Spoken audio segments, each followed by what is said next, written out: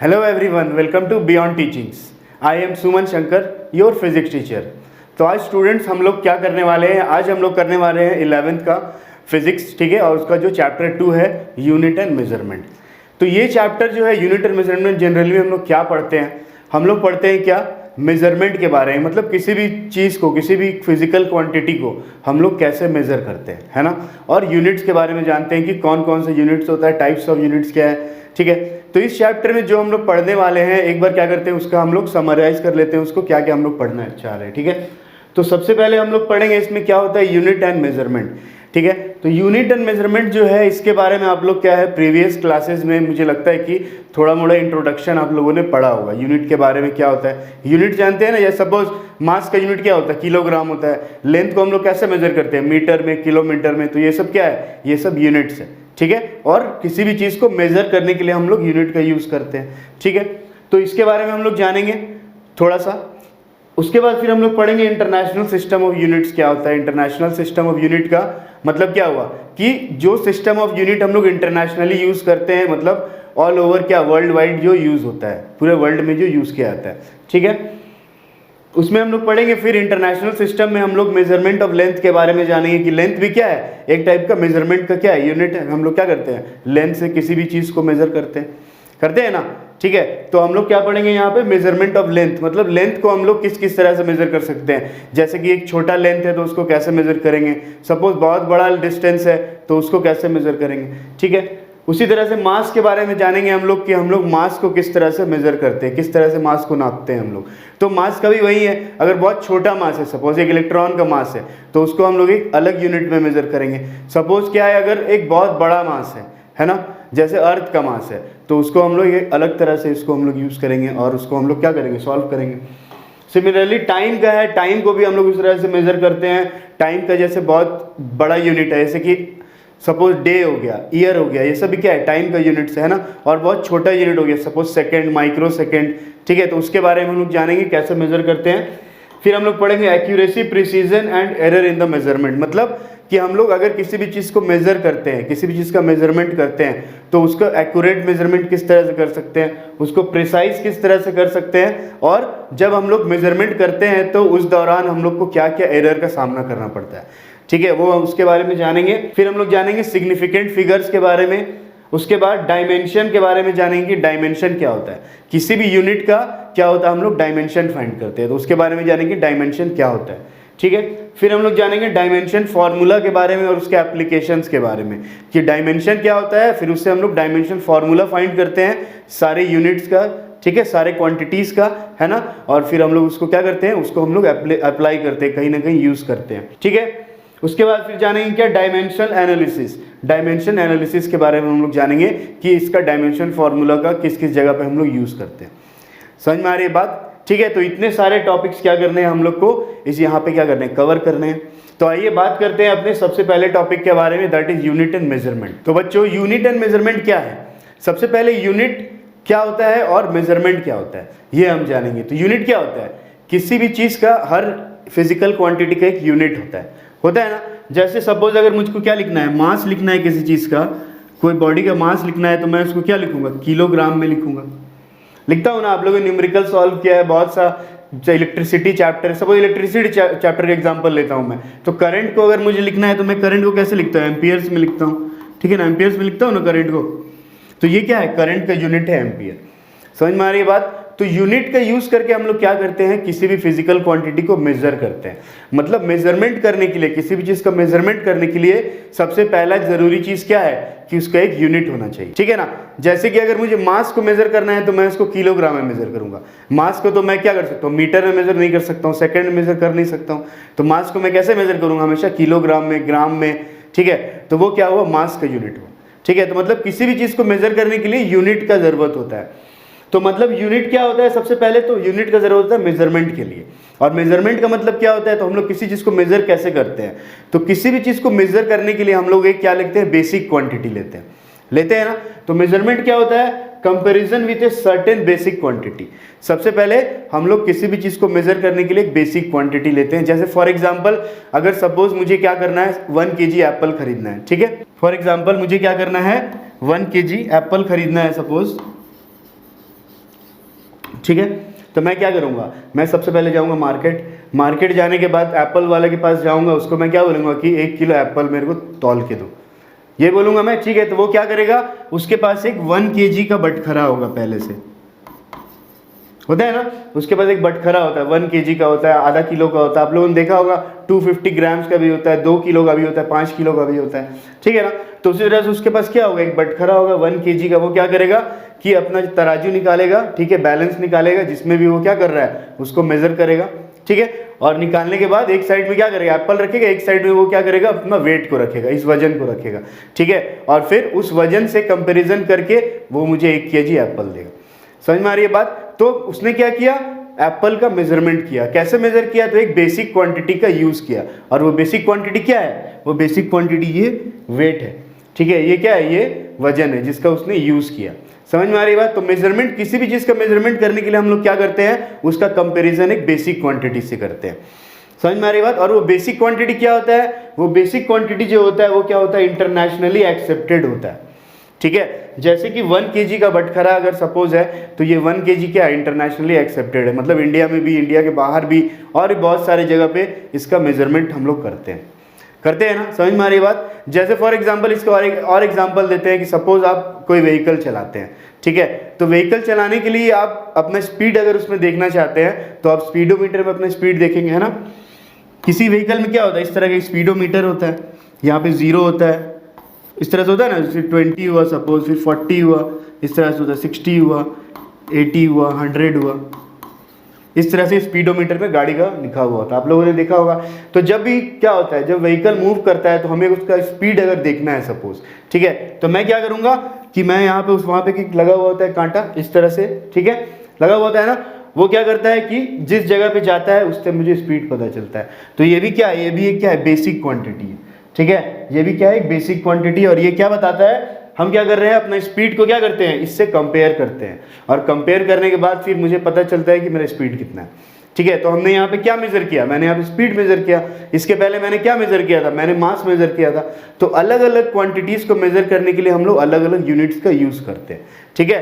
तो मेजरमेंट के लिए सबसे पहले जरूरी चीज क्या है, मेजरमेंट क्या होता है, तो मेजरमेंट हम लोग कंपेयर करते हैं, किसके साथ कंपेयर करते हैं, कोई बेसिक क्वांटिटी के साथ कंपेयर करते हैं जो इंटरनेशनली एक्सेप्टेड है, और उसी बेसिक क्वांटिटी को हम लोग क्या बोलते हैं, उसी बेसिक क्वांटिटी का नाम होता है यूनिट, ठीक है ना।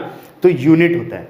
समझ में आ रही है बात। तो किसी भी चीज को मेजर करने के लिए, नापने के लिए सबसे पहला जरूरी चीज क्या है, यूनिट है, ठीक है ना। आप ऑयल लेने जानते हैं तो वहाँ का उसका यूनिट क्या हुआ, लीटर्स हो गया, ठीक है। आप सब्जी लेने गए तो वहाँ का यूनिट क्या हो गया, किलोग्राम हो गया, ठीक है ना। आप कहीं पे ट्रैवल कर रहे हैं तो वहाँ पे आपने कैसे मेजर किया अपना स्पीड, तो मीटर पर सेकेंड में मेजर किया। तो ये भी सब क्या है, ये सब सारा यूनिट्स, ठीक है। और भी बहुत सारे एग्जाम्पल है यूनिट का, क्योंकि अपने डेली लाइफ में हम लोग कहीं ना कहीं हर जगह पे यूनिट का यूज करते हैं ना। सपोज हमने नया शूज़ खरीदा तो वहाँ पे भी हमने क्या किया, शूज़ का लेंथ देखा, ठीक है, वो भी क्या है, एक यूनिट है, लेंथ के हिसाब से कोई भी काम, ठीक है। तो इस तरह से हम लोग क्या करते हैं, डेली लाइफ में अपना यूनिट और मेजरमेंट को यूज करते हैं, ठीक है। अब जो यूनिट होता है वो जनरली 2 टाइप का होता है, ठीक है। एक होता है फंडामेंटल यूनिट और दूसरा होता है डेराइव यूनिट, ठीक है ना। फंडामेंटल यूनिट क्या होता है और डेराइव यूनिट क्या होता है, ये समझेंगे हम लोग। तो सबसे पहले फंडामेंटल का मतलब क्या होता है, फंडामेंटल का मतलब होता है बेसिक। समझ में आ रही है बात, मतलब बेसिक, ठीक है। तो कुछ यूनिट ऐसा है जो क्या है, बेसिक यूनिट्स है। समझ में आ रही बात, मतलब कुछ ऐसा फिजिकल क्वांटिटीज है जो क्या है, बेसिक है, ठीक है। उसमें क्या क्या होता है, सबसे पहला कौन कौन सा फिजिकल क्वांटिटीज बेसिक है, तो क्या क्या है, सबसे पहला उसमें होता है मास, ठीक है। मास को हम लोग m से डिनोट करते हैं। समझ में आ रही बात, ठीक है। और इसका यूनिट होता है किलोग्राम, ठीक है ना। तो अभी हम लोग क्या कर रहे हैं, अभी हम लोग जस्ट जो हम लोगों ने पहले पढ़ा है उसका एक हम लोग रिवाइज कर रहे हैं, एक तरह से प्रीवियस क्लास में जो हम लोगों ने पढ़ा है उसका रिवाइज कर रहे हैं। और इसके बारे में, यूनिट के बारे में अभी अगले सेक्शन में जो हम लोग पढ़ेंगे, इसका जो नेक्स्ट सेशन होगा इसके बारे में और डिटेल से जानेंगे कि ये यूनिट किलोग्राम कहाँ से आया, ठीक है ना, कैसे किस तरह से इसको हम लोग डिराइव करते हैं, क्या बोलते हैं। तो इसके बारे में हम लोग नेक्स्ट सेशन में जानेंगे और अच्छे तरह से। लेकिन अभी हम लोग क्या जान रहे हैं, कुछ यूनिट, कुछ फंडामेंटल यूनिट और कुछ फंडामेंटल बेसिक क्वांटिटी के बारे में जान रहे हैं। तो जो मेन फंडामेंटल बेसिक क्वांटिटीज होता है वो जनरली 7 होता है, ठीक है। 7 बेसिक क्वांटिटीज है और बाकी सारा कुछ क्या होता है, उससे मिल के बनता है। तो सबसे पहले जो बेसिक क्वांटिटी है वो है मास, उसको मैं m से डिनोट करता हूँ, ठीक है। दूसरा जो बेसिक क्वांटिटी है वो है लेंथ, जिसको मैं l से डिनोट करता हूँ, ओके। थर्ड बेसिक क्वांटिटी है टाइम, जिसको मैं टी से डिनोट करता हूँ टाइम। ओके, उसके बाद नेक्स्ट है electric current, electric current I, ठीक है ना। करंट पता ही होगा, आप लोग जान रहे हो, इसके बारे में पढ़ा है आप लोगों ने करंट के बारे में, है ना, इलेक्ट्रिसिटी चैप्टर में भी जाना होगा। ये हुआ मास हुआ, लेंथ हुआ, टाइम हुआ, उसके बाद इलेक्ट्रिक करंट हुआ, ठीक है। उसके बाद हुआ इंटेंसिटी, इंटेंसिटी, ठीक है। इंटेंसिटी का दूसरा नाम क्या होता है? Luminous intensity. ल्यूमिनस इंटेंसिटी का मतलब क्या होता है कि वो किसी भी चीज का ब्राइटनेस को बताता है। मतलब कि सपोज अगर दो बल्ब कहीं पे जल रहा है एक साथ, है ना, तो एक बल्ब क्या है, कम रोशनी दे रहा है, और दूसरा क्या है, बहुत ज्यादा रोशनी दे रहा है। तो जो सेकंड वाला बल्ब है उसको मैं क्या बोलूंगा, उसका इंटेंसिटी ज्यादा है, ल्यूमिनस इंटेंसिटी ज्यादा है उसका, ठीक है। चमक मतलब ब्राइटनेस बताता है वो, तो इंटेंसिटी होता है, ठीक है।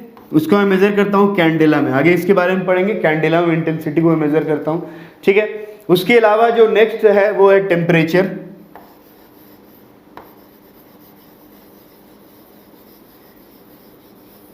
उसके बाद नेक्स्ट है टेम्परेचर, ठीक है।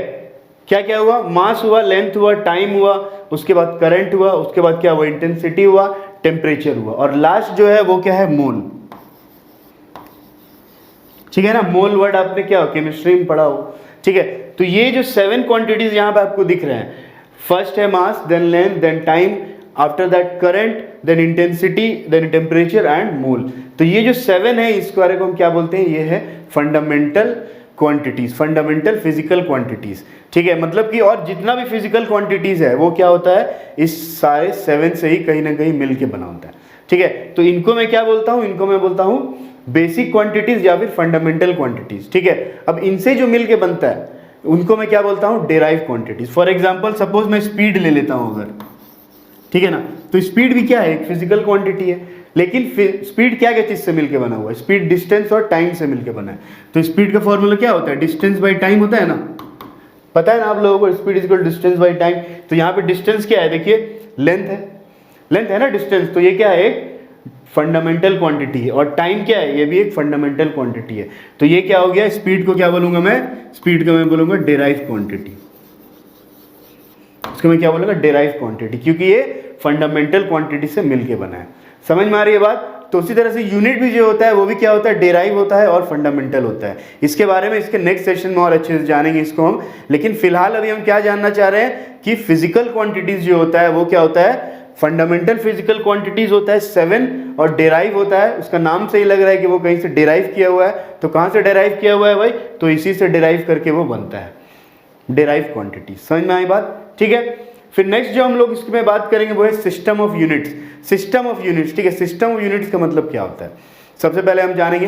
तो देखिए अगर हम लोग बात करें बहुत पुराने ज़माने की, ठीक है, तो पुराने ज़माने में क्या था कि किसी भी चीज़ को मेज़र करने का कोई साधन नहीं था ना, इंच टेप, मीटर, स्केल, ये सब पुराने ज़माने में नहीं होता था। तो वो लोग कैसे भी किसी चीज़ को मेज़र करते थे, तो अपने बॉडी पार्ट से मेज़र करते थे। जैसे सपोज उन्होंने क्या किया कि अपना फुट का लेंथ के हिसाब से अगर कुछ मेज़र करना है तो इस तरह से उसको ये लेंथ मेज़र करना है, तो उसने क्या किया कि हाथ से मेज़र किया कि कितना ये मिला के मेरा हाथ मिला के होगा, ठीक है। फुट से मेज़र किया, आर्म से मेज़र करते थे, ठीक है। लेकिन उसमें क्या प्रॉब्लम होता था, उसमें ये प्रॉब्लम होता था कि सारे ह्यूमन का बॉडी पार्ट्स एक साइज का नहीं होता है, ठीक है ना। तो इसीलिए वहाँ पे मेजरमेंट में दिक्कत होता था। तो इसीलिए क्या किया गया, सिस्टम ऑफ यूनिट्स को निकाला गया, ठीक है। मतलब कि एक यूनिट ऐसा निकाला जिससे हम लोग कंपेयर करके किसी भी चीज़ को मेजर कर सकते हैं, ठीक है ना। तो यही है सिस्टम ऑफ यूनिट, इसी को हम लोग बोलते हैं। और सिस्टम ऑफ यूनिट्स क्या होता है, अलग अलग टाइप का होता है। जैसे कि CGS, ठीक है, आप लोगों ने सुना होगा नाम। सपोज कुछ सिस्टम ऑफ यूनिट्स मैं बता देता हूँ आपको, नेक्स्ट सेशन में आप लोग को क्या होगा, समझने में उतना ज़्यादा दिक्कत नहीं होगा, ठीक है। तो सिस्टम ऑफ यूनिट में कुछ जैसे होता है CGS। सपोज CGS का फुल फॉर्म होता है, C4 होता है सेंटीमीटर, G4 होता है ग्राम, और S4 होता है सेकंड। तो सेंटीमीटर, ग्राम, सेकंड, मतलब लेंथ को सेंटीमीटर में मेजर कर रहा हूँ मैं, मास को ग्राम में मेजर कर रहा हूँ, टाइम को सेकंड में मेजर कर रहा हूँ। तो ये क्या हुआ, एक सिस्टम ऑफ यूनिट हुआ, ठीक है। सिमिलरली एक दूसरा सिस्टम ऑफ यूनिट होता है FPS, this is foot pound second. मतलब लेंथ को मैंने फुट में मेजर किया, ठीक है, मास को मैंने किस में मेजर किया, पाउंड में मेजर किया, और टाइम को सेकंड में मेजर किया। तो ये भी क्या है, एक सिस्टम ऑफ यूनिट हुआ, ठीक है। सिमिलरली एक और सिस्टम ऑफ यूनिट होता है MKS। M फॉर मीटर, मतलब लेंथ को मैंने मीटर में मेजर किया, K फॉर किलोग्राम, मास को किलोग्राम में, और टाइम को सेकंड में। तो ये क्या है, सिस्टम ऑफ यूनिट है, ठीक है। और इसे सिस्टम ऑफ यूनिट में क्या होता है, SI सिस्टम होता है, इंटरनेशनली एक्सेप्टेड सिस्टम है वो, जिसको हम लोग क्या करते हैं, पढ़ते हैं। समझ में आ रही है बात, ठीक है। तो इस सेशन के लिए इतना ही रहने देते हैं। नेक्स्ट क्लास में हम लोग और जानेंगे सिस्टम ऑफ यूनिट के बारे में, क्या होता है सिस्टम ऑफ यूनिट्स और क्या होता है इंटरनेशनल सिस्टम ऑफ यूनिट्स, ठीक है। तो होप ये सेशन आप लोगों को जो है पसंद आया होगा और समझ भी आया होगा। फिर भी अगर कोई डाउट या कुछ क्वेरी हो तो कमेंट्स बॉक्स में ज़रूर लिखें। तो मिलते हैं बच्चों अगले सेशन में एक नए टॉपिक के साथ। तब तक के लिए goodbye, thank you and take care.